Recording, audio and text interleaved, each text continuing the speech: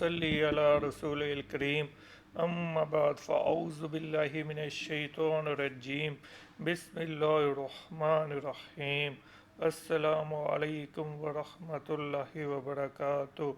मेरे अज़ीज़ साथी और दोस्तों, क्यू और डब्ल्यू की तरफ से आप सबको हम खुश आमदीद कहते हैं।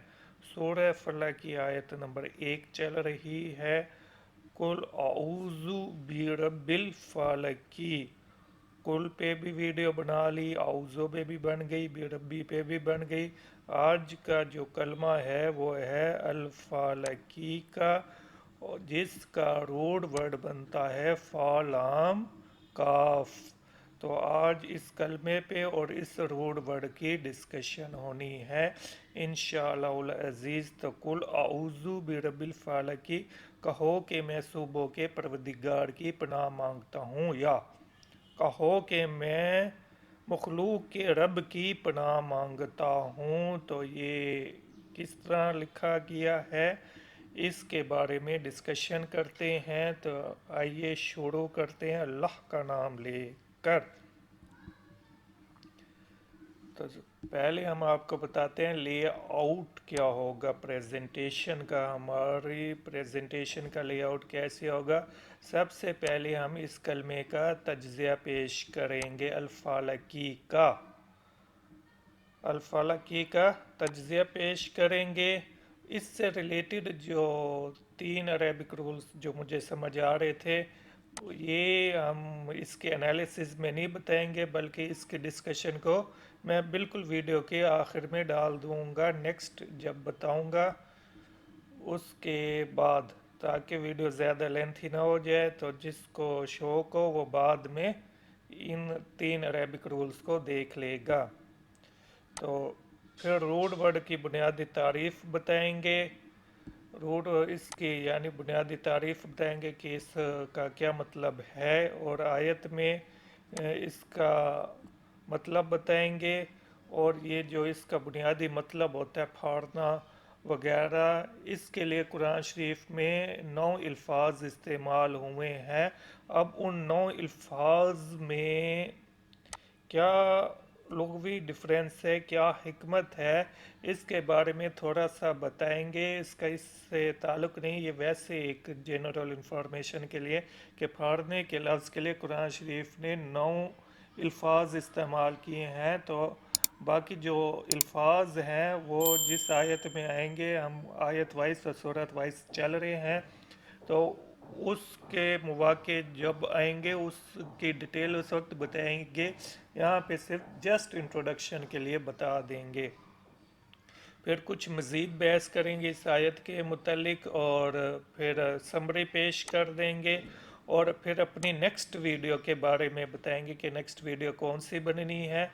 इस नेक्स्ट वीडियो के बनने के बाद हम ये वाले 3 अरेबिक रूल्स बताएंगे। कोई अगर यहाँ से जाना चाहे तो ईज़िली चला जाए, अगर जिसको इंटरेस्ट होगा वो इस आयत में ये 3 रूल्स को समझना चाहे तो वो भी समझ ले। तो वर्ड एनालिसिस शुरू करते हैं। वर्ड हमारा कौन सा है जी? अल फालकी का वर्ड है। अल फालकी का वर्ड है। इसका एनालिसिस पेश करने लगे हैं। रात की तारीकी को फाड़कर सबीत सुबह का निकालना। तो इस वर्ड को 2 पार्ट्स में तकसीम किया है। अलिफ लाम हो गया जी, अलिफ लाम है लाम तारीफ वाला, और ये दा वाला कंसेप्ट देता है। और दूसरा इसका हो गया फालकी, तो ये इसम है। फालकी क्या है? यहाँ पे इसम है, और इसका रूट वर्ड ये इसम है। बाकी इसकी जो डिटेल है ग्रामेटिकली, वो वीडियो के आखिर में मुलाजा कर लीजिएगा अगर इंटरेस्ट हो। तो फालाम काफ इसका रूट वर्ड है, और इसकी हम बुनियादी तारीफ़ बताएंगे। फाड़ना, चाक करके बाहर आना। उर्दू में आप कह सकते हैं सुबह सवेरे तड़का जिसे कहते हैं, अलस सुबह दी डॉन। और ये इसका दूसरा मतलब कैसे बनता है ये हम आगे चल के बताएंगे।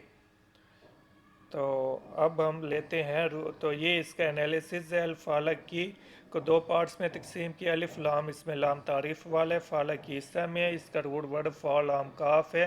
اردو میں اس کا ترجمہ صبح سویرے یا صبح کا بنے گا. انگلش میں دی ڈاون کہہ سکتے ہیں, دی ڈے بریک کہہ سکتے ہیں, اور باقی اس کا مخلوق کیسے مطلب بنتا ہے یہ آگے چل کے دیکھتے ہیں. اب ہم روٹ ورڈ لیتے ہیں. تو روٹ ورڈ ہے ہمارا جی فا لام کاف, اور اس کا بنیادی مطلب کیا بنتا ہے؟ کسی چیز کو پھاڑنا, کسی چیز کو پھاڑنا اور اس کے ایک ٹکڑے کو دوسرے سے الگ کر دینا, اور یہ عام طور پر بے جان کے لیے آتا ہے. تو انگلش میں آپ کہہ سکتے ہیں to cleave, to split, to break, E T C E T C. تو یہ روٹ ورڈ فا لام کاف ہے, اور اس کا بنیادی مطلب بنتا ہے کسی چیز کو پھاڑنا اور اس کے ایک ٹکڑے کو دوسرے سے الگ کر دینا. تو آیت میں اس کے دو صحیح ترین مطالب جو بنتے ہیں وہ بنتے ہیں صوبوں کا اور مخلوق کا. تو صوبوں کا جیسے قرآن شریف میں ہے سورۃ الانعام کی آیت نمبر 96, دیکھیں فالق الاصباح, اللہ پاک نے اپنے آپ کو فالق الاصباح سے یاد فرمایا. یعنی اللہ کا یہ ایک نام بھی بن سکتا ہے, جیسے خالق ہے ویسے فالق بھی ہے, لیکن یہ اللہ تعالیٰ کے جو 99 مشہور نامس ہیں ان میں شامل نہیں ہوتا فالق کا. تو فالق الاصباح, cleaver of the day break, اور کیونکہ عرب زیادہ تر اس میننگ کو جانتے ہیں صبح کا, کیونکہ صبح کا نور رات کی صحیح کے پردے کو پھاڑ کر باہر نکلتا ہے, اور اس کا دوسرا جو صحیح ترین ترجمہ کیا گیا ہے وہ مخلوق ہے, کیونکہ ہر مخلوق کسی نہ کسی چیز کو پھاڑ کر ہی باہر نکلتی ہے, عدم کے پردے کو چاک کر کے باہر آتی ہے. اور جیسے نباتات وغیرہ اور یہ انگور یہ سارے نا زمین کو پھاڑ کر باہر نکلتے ہیں. جیسے فالق الحبی والنوا, cleaver of the green and date seed, کھجور. تو اس کا دوسرا مطلب مخلوق کیا گیا ہے, اور اس کے کچھ اور مطالب بھی بیان کیے گئے ہیں, وہ سب مخلوق میں شامل ہو جائیں گے. جہنم جیسے اس کا ایک بتایا گیا حدیث میں بھی, اور اقوال بھی ہیں, لیکن ان حدیث وغیرہ میں تھوڑا بہت کلام ہے, تو اگر مخلوق ترجمہ کیا جائے اس میں زیادہ جامعیت پائی جاتی ہے, اس میں باقی مطالب بھی شامل ہو جائیں گے. تو یہ آیت میں اس کا مطلب یا صبح بنتا ہے یا مخلوق بنتا ہے. یہ قرآن شریف سے ویسے نا وہ لکھ دی گئی ہیں ایگزامپلس مخلوق کے لیے, جیسے فالق الحبی والنوا, عدم کے پردے کو چاک کر کے آتا ہے, cleaver of the green and date seed. تو جو دوسرے قرآنک ورڈز ہیں جو پھاڑنے کے لفظ کے مفہوم کو ادا کرتے ہیں, اس سے سملر اس طرح کے ورڈز ہیں, وہ ٹوٹل 9 ہیں.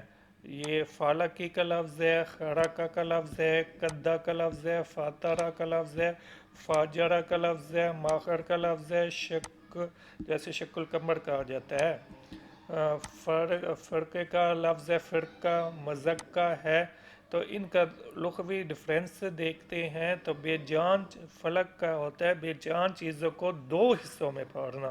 کتنے حصوں میں پھاڑنا؟ 2 حصوں میں پھاڑنا اور الگ کرنا. تو ویسے صبح کا نا قرآن شریف میں ہے, اور جب صبح سانس لیتی ہے اللہ تعالیٰ نے صبح کی قسم کھائی. تو بہرحال بے جان چیزوں کو 2 حصوں میں پھاڑنا اور الگ کرنا, یہ فالکہ کا ہے. اور خارقہ کا مطلب کسی چیز کو بگاڑنے کے لیے پھاڑنا ہے, اس کا مطلب بھی پھاڑنا ہے, لیکن اس کے پیچھے حکمت کیا ہوتی ہے؟ کسی چیز کو بگاڑنا. اور قدہ کا مطلب ہوتا ہے لمبائی میں پھاڑنا, اور فاترہ کا مطلب ہوتا ہے شگاف ڈالنا اور تراش خراش کرنا. اور فاجرہ کا مطلب ہوتا ہے کسی چیز کو وسیع پیمانے پر پھاڑنا اور بہانا. اور کشتی کا پانی کو اور ماخر کا مطلب ہوتا ہے کشتی کا پانی کو پھاڑنا جس سے آواز بھی پیدا ہو. اور شک القمر جیسے کہا جاتا ہے تو کسی سخت چیز کو پھاڑنا, اور فرق کسی چیز کو دو یا زیادہ حصوں میں تقسیم کرنا، دو یا زیادہ حصوں میں تقسیم کرنا، اور یہ ذرا عام لفظ ہے، یعنی اس میں ہر چیز کے لیے بولا جاتا ہے۔ تو فرقہ بھی اسی سے نکلا ہوا ہے، مازق ٹکڑے ٹکڑے کر کے تباہ کر دینا۔ تو یہ 9 الفاظ ہیں، 1 فلق، 2 غرق، 3 قدر، 4 فاترہ، 5 فاجرہ، 6 ماخر، 7 شک، 8 فرق، 9 مزق۔ تو جو ایک ہی ترجمے میں کم و بیش ایک جیسے الفاظ لکھے ہوں گے، تو یہ ان کی حکمت تھی۔ تو تھوڑی سی مزید ڈسکشن کرتے ہیں۔ تو بعض کے نزدیک فلک جہنم کا ایک گھر ہے، یا تو اس کی تہ میں ایک کنواں ہے، یا جہنم کے ناموں میں سے ایک نام ہے۔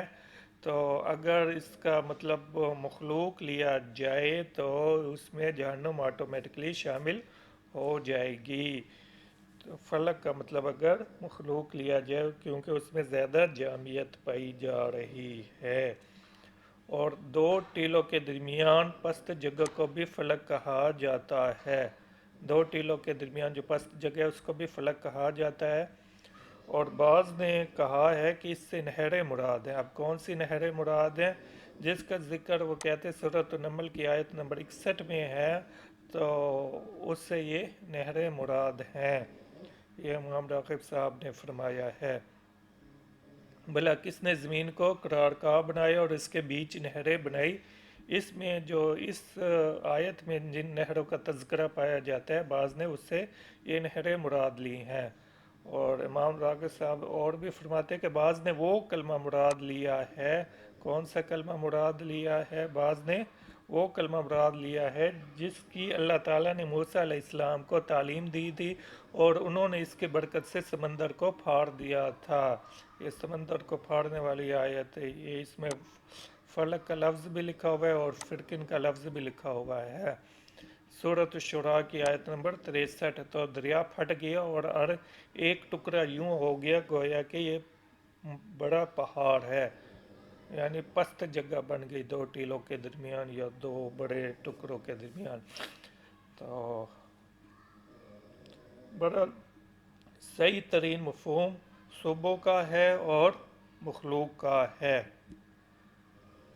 تو اگر ہم اس کا پہلا مطلب لیں صوبوں، اب اگر پہلے معنی لیے جامع تو آیت کا مطلب کیا ہوگا کہ میں طلوع صوبوں کے مالک کی پناہ لیتا ہوں۔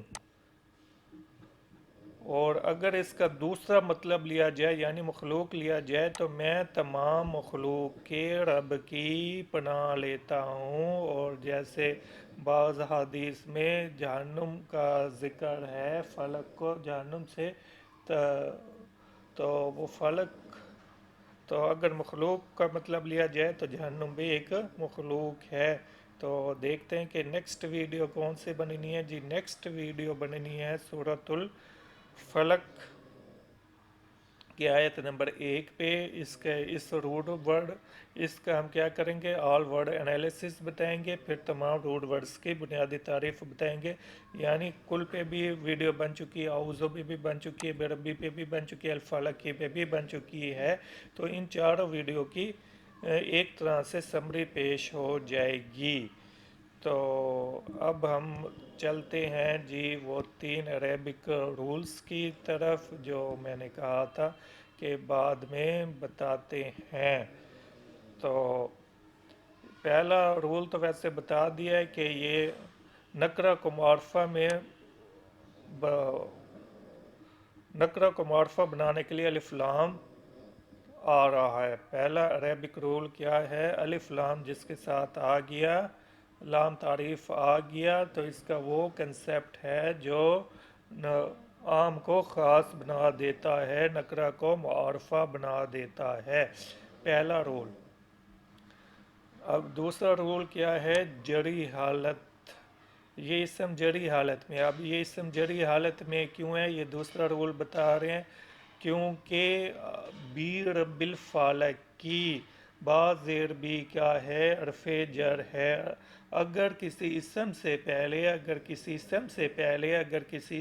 پہلے حرف جر لگا ہو اگر کسی اسم سے پہلے حرف جر لگا ہو تو وہ اسم کس حالت میں آ جاتا ہے؟ حالت جر میں آ جاتا ہے۔ یہ دیکھیں جیسے بی ربی، با زیر بی، رب کے جو آخری لیٹر ہے اس کے نیچے زیر لگی ہوئی ہے تو وہ رب بھی اسم تھا، تو رب بھی اسم ہوگی اور فالک بھی اسم ہوگی، اور یہ بھی حالت جر میں آ گیا قاف زیر کی۔ تو یہ دوسرا رول ہو گیا کہ اگر کسی اسم سے پہلے حرف جر لگا ہو تو اسم حالت جر میں آ جاتا ہے۔ اور یہ میں اپنی پچھلی ویڈیو دیکھ رہا تھا تو اس میں نا ربی کے ساتھ مضاف لکھا ہوا تھا، حالانکہ وہ مضاف الیہ ہے، تو پریزنٹیشن پہ میں نے ٹھیک کر دی ہے اور ویڈیو پہ نا کمنٹ ڈال دیا ہے، لیکن میں نے وہاں پہ مضاف اور مضاف الیہ کا ذکر نہیں کیا تھا، اس لیے میں عربک رول کو چھیڑنا چاہ رہا تھا کہ یہاں پہ آپ کو بتا دوں۔ تو ہم اگر ایک لفظ لکھیں جی، ہم لفظ لکھتے ہیں، کوئی بھی لکھتے ہیں کہ اردو میں اور اس کے جو ہوتے ہیں عربی میں مضاف اور مضاف الیہ کی ترتیب کا فرق ہوتا ہے۔ یہ اب ہم لکھتے ہیں جیسے رب الدار، رب الدار لکھا ہم نے، یا رب الفرس لکھ رہے ہیں، یا کوئی بھی دو اسم لکھ رہے ہیں ہم رب الدار، تو اس کا اردو میں ترجمہ کیا بنے گا؟ گھر کا مالک، گھر کا مالک۔ تو اردو میں ترجمہ بن گیا گھر کا مالک، رب الدار۔ تو اردو میں اور عربی میں مضاف اور مضاف الیہ کی ترتیب میں فرق ہوتا ہے۔ اب جی گھر کا مالک، تو جو چیز ہوتی ہے اس سے آپ کہتے ہیں تھنگ کو مضاف، جیسے گھر ہے، گھر کیا ہے؟ چیز ہے، یہ پوسیسڈ ہے، کسی کی ملکیت میں پوسیسڈ، انگلش میں پوسیسڈ کہہ سکتے ہیں، تو گھر کیا ہو گیا؟ یا دار کیا ہو گیا؟ مضاف ہو گیا، اور یہ کیا ہو گیا؟ مضاف الیہ۔ اردو میں دیکھیں کہ مضاف پہلے آ رہا ہے اور مضاف الیہ بعد میں آ رہا ہے، لیکن عربی میں مضاف الیہ پہلے آئے گا اور مضاف بعد میں آئے گا۔ تو جو مضاف ہے اس کو آپ انگلش میں کہہ سکتے پوسیسڈ، اور مضاف الیہ کو کہہ سکتے ہیں پوسیسر، جس کی طرف نسبت کی جائے، ایک قسم کی نسبت جس کی۔ تو امید ہے سمجھ آ گئی ہوگی، تو ہمارا یہ موضوع نہیں ہے، تو وہاں پہ اس ویڈیو کی وجہ سے میں نے یہ لکھا تھا۔ تو السلام علیکم ورحمۃ اللہ وبرکاتہ۔